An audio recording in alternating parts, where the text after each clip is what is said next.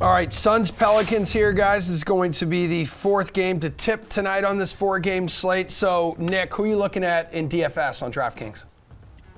So this entirely hinges on CJ McCollum for me. We know Brandon Ingram is not going to play. Willie Green said yesterday that McCollum is still in protocols, but there's considerable hope that he's going to be able to test out sometime before tonight's game. So if he plays, I kind of like just rolling with McCollum at 9,400. It is a high price, but he's clearly the number one option for them with Brandon Ingram out. I think that the fact that he's probably going to carry an injury tag for most of the day maybe leads to lower ownership tonight. So that's the number one thing I'm keeping my eye on.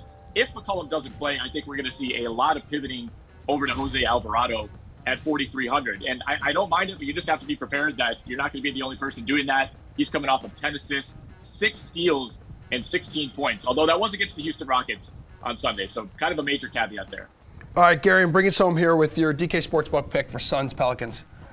Yeah, I mean, as Nick alluded to, the big name here is CJ McCollum. That's the big news on this slate, so much so that we don't have any player props listed yet for this contest.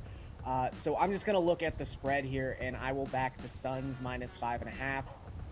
Don't need too much analysis on why betting Phoenix in any circumstance is a pretty good idea, but I will say they are 14-9 ATS as road favorites so far this season.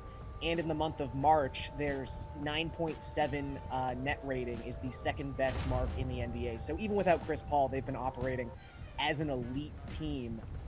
If CJ McCollum doesn't play, I just see this number moving drastically. And even if he does play, I still think the Suns can win this game by more than 6 points.